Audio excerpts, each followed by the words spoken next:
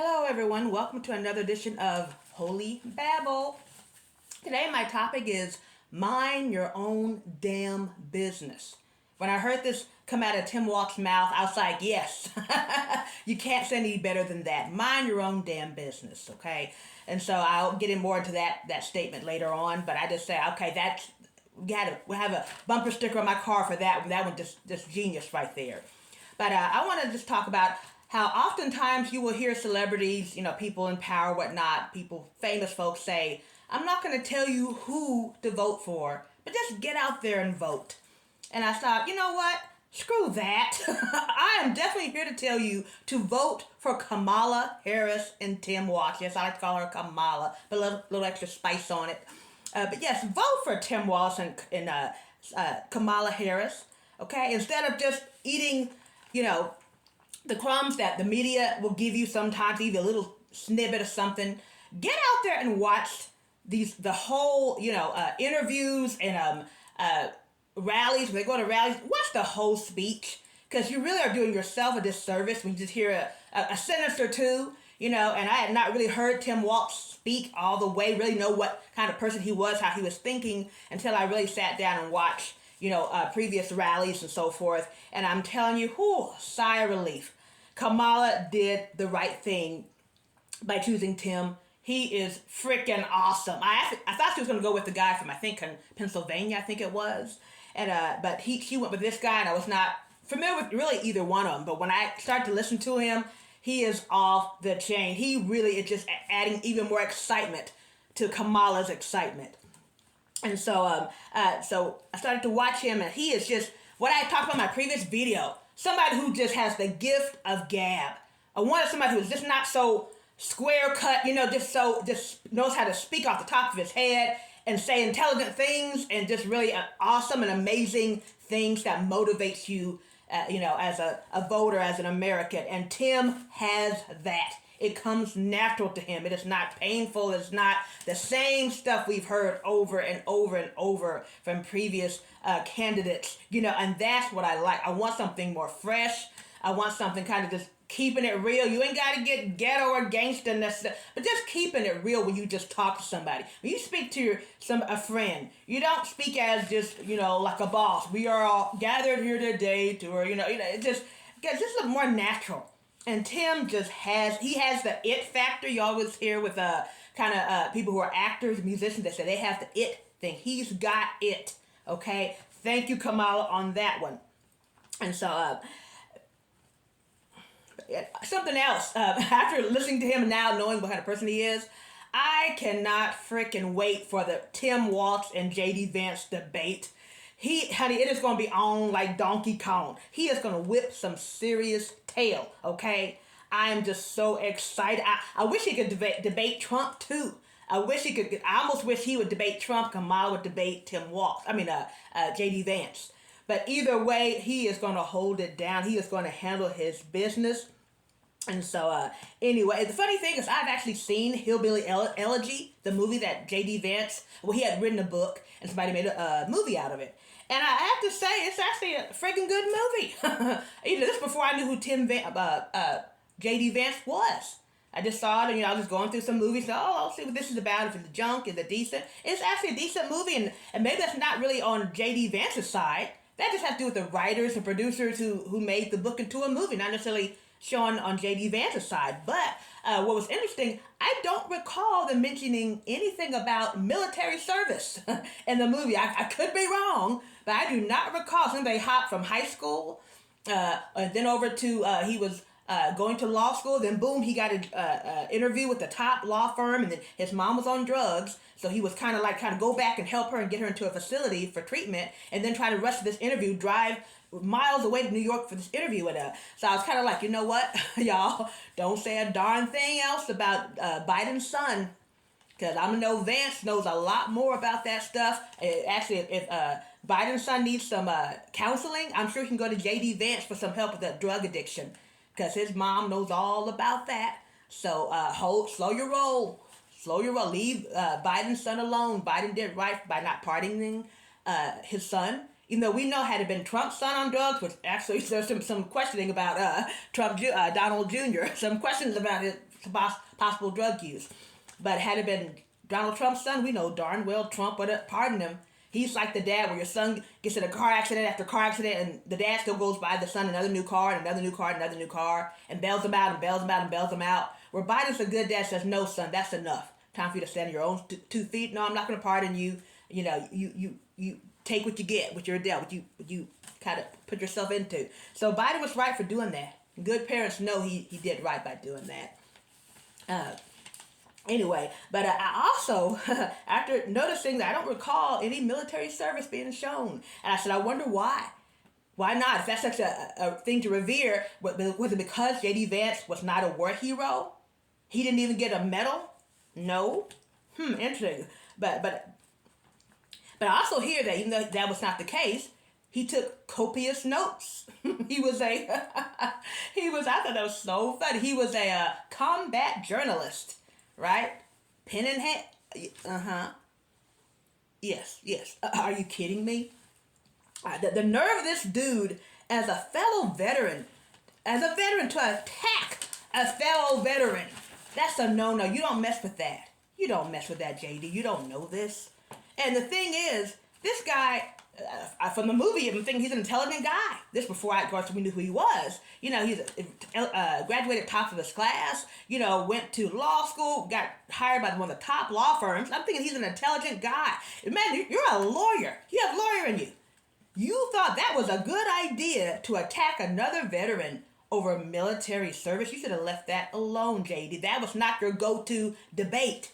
Okay? And then to say, you know, you didn't serve in combat because supposedly Walt, and he could have said a word or two that made it sound like he was actually in it, but it wasn't. Okay, well then just call him out on and say, well, no, he wasn't quite in it, but still he's one of my fellow veterans and I respect him for that. Should have just left it alone. Okay, and the nerve to try to sit there and say, you didn't serve in military combat. Somebody else could say, oh, did you, Tim, JD? No. Oh, you didn't either? So he didn't serve, you didn't serve? What the hell? You know, are you really? So you can't say I'm better than him because I was in it, man. I fought the good fight. And first of all, it's not supposed to be like that. It's not any more than a mom said, well, I have 2 kids, and you only have 1, and I've got this, and I do. You know, you're not supposed to go there, Jay. You're a lawyer. You should have known better than to pick that debate. You should have known better to even go there. Shame on you for that. Because for all the other veterans who actually like you, JD, and are voting for you, but they didn't serve in combat either. You know, so now they're not as, you know what I'm saying? That's an awkward situation for people who are standing there watching you and they didn't serve combat. Now they're not as good as other veterans who served in combat. You know, come on. Anyway, but anyway, as far as when I heard that, I was just like, JD, sit your butt down. You know, don't go there. So anyway, folks, I say we all kind of boycott the DT name, Donald Trump name, and just start calling him, you know, just stop even giving him too much airtime.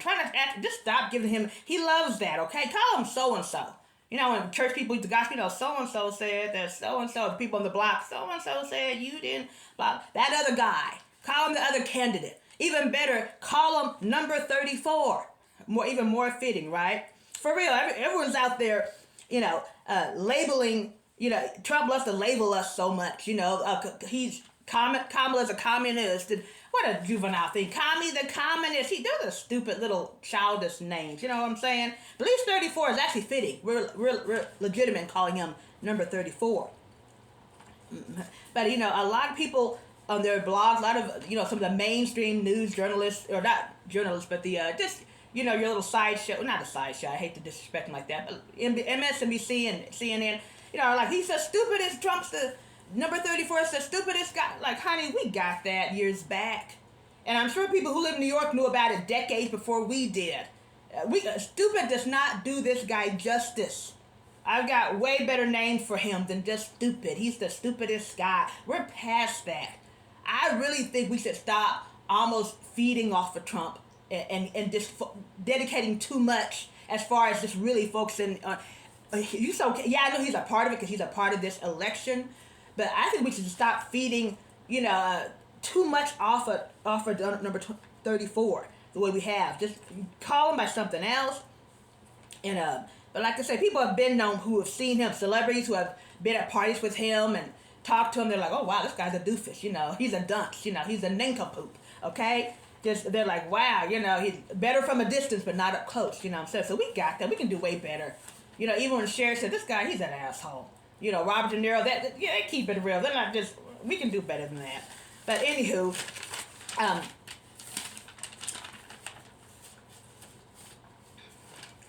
one of the campaign models that I refer to as my slogan for this blog too is mind your own damn business, okay? Which I absolutely love, and don't worry about that's something I thought about, kind of a Bible verse actually for my Holy Babble. How many times have you been to church or a church person you have heard growing up? Don't worry about the speck in your neighbor's eye, but worry about the plank coming out of your eye. That is just the perfect slogan for mind your own. That is like the subtext for mind your own business. Don't try to tell your neighbor how to live, what's best for them, what is right for their that woman's body, somebody else's, whatever their family. Allow them to make their own choice and give them the right to make the choice. But don't worry about the speck in your neighbor's eye when you have a plank coming out of yours.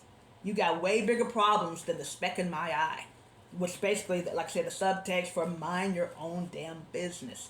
Okay. Now, here at my state, Nikki Haley, who is one of our folks here, Nikki Haley spoke out about how number 34 needs to basically stop focusing on crowd size, okay? And maybe another basically stupid crap and facts, and focus more on the details and the more serious issues about Kamala and Waltz, which she's right about. Her focus is like, over here, look at that. It's like a squirrel going, oh, but look, there's something over here. I'm like, okay, but there's something focus on. He's like, no, I want to come over here. It's like, that cat, your dog sees a squirrel and they're off. You're like, over here. You're like, no, I want to run over here up the street. And his focus is always somewhere else other than where it should be. Okay? And so, bless Nikki Haley's heart, that was sound advice she gave to number 34. Focus more on the details, her policy, her history, her record, and not on but how many people came to see her. What were they wearing? It's like, really? The problem is, Nikki, number 34 does not listen to sound advice. Something you should know by now. Bless your heart for trying. She's trying to steer them. They're going off the road. She's trying to say, get back on the road, folks. She's trying to help. It's too, Nikki, you know that she does not listen to sound advice, okay? Why do you think Nikki Haley left the White House? Okay, her position at the White House was supposed to be something that's kind of a dream job, right? You go to Washington, D.C., where you will be more well known, people will know your name more, you represent your state, you get more exposure, more money, notoriety. Why leave all that? I get to go to instead of leaving my little state job, I go to the White House. I'm a bigger platform. I'll tell you exactly what I think that people never say. This has happened with almost any president, probably not that's been in office, but some more than others, right?